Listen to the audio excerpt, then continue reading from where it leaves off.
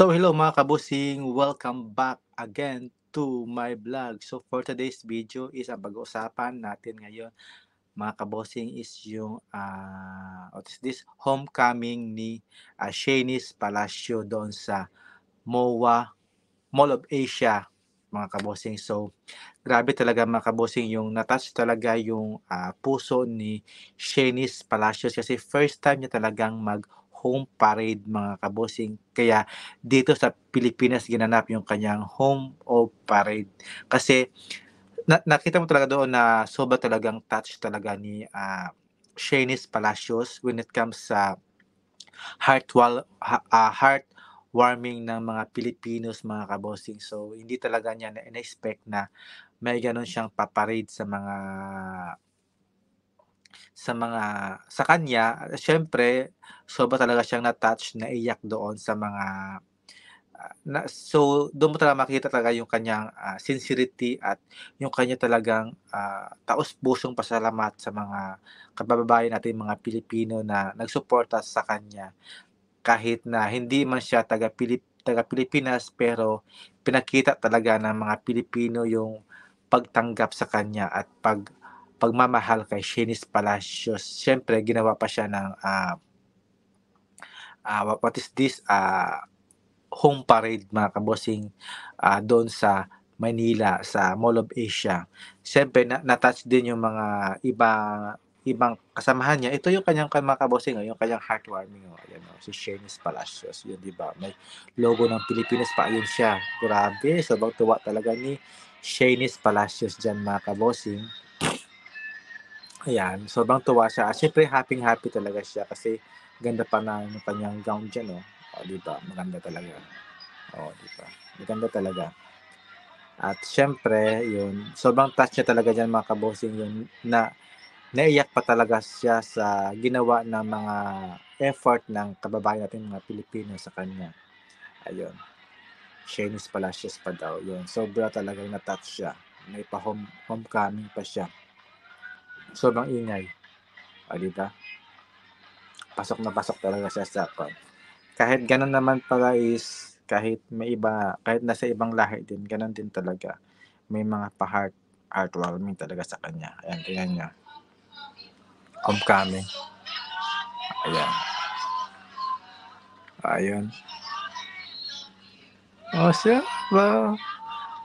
Yun, mi amore.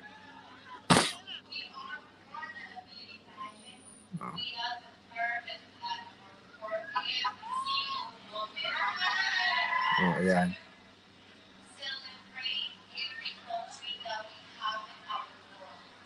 Ayan. Ayan.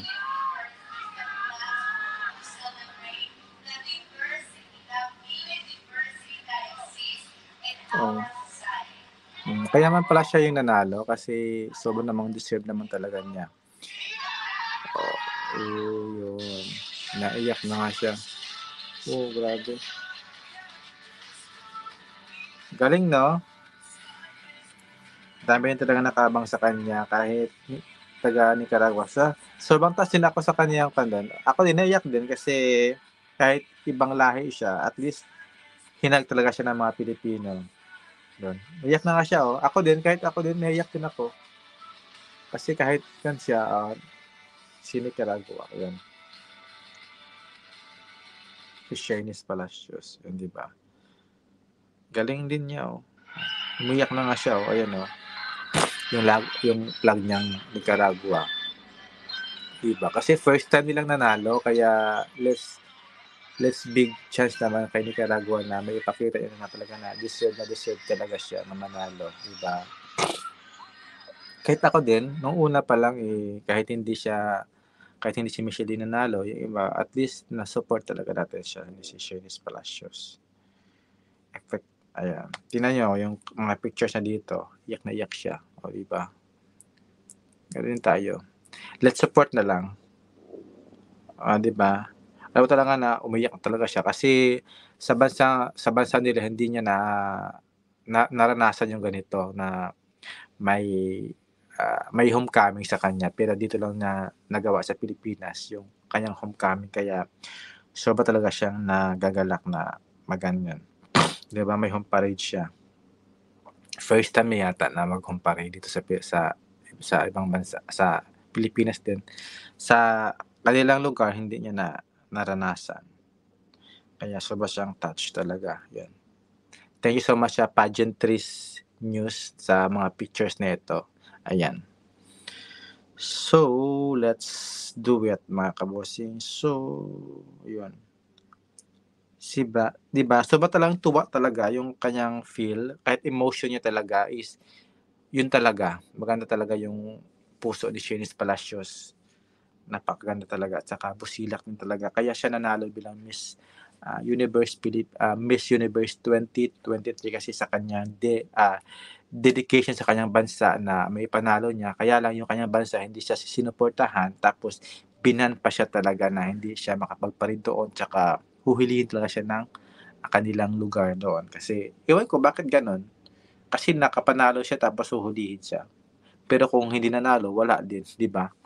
So, support natin si Shanice Palacios guys sa kanyang journey hanggang matapos kasi deserve naman talaga niyang manalo dito sa Miss Universe as a winners talaga ng kung ano ito. At syempre, congratulations Shanice Palacios kasi na-embrace na ng milyong Pilipinos dito sa pagpunta mo dito at sana hindi mo 'to makakalimutan sa kahit matapos man yung reigning mo at least naipakita ng mga Pilipinos na gano'n gano'n talaga sila magmahal sa mga reyna ng mga Miss Universe na kahit ilang dekada pa 'yan, nakatatak pa rin yan sa puso at isip ng mga Pilipinos yung pag-parade mo. Siyempre tsaka hindi rin 'to makakalimutan ni Shanice, yung ganitong experience dito sa Pilipinas na may pa-homecoming siya at dito siya talaga na-touch sa pagtitiwala sa kanya ng mga Pilipino sa kanya na may pa-homecoming pa sa kanya, 'di ba? It's such a big, talaga na achievements talaga dito ni Shanice, 'yun.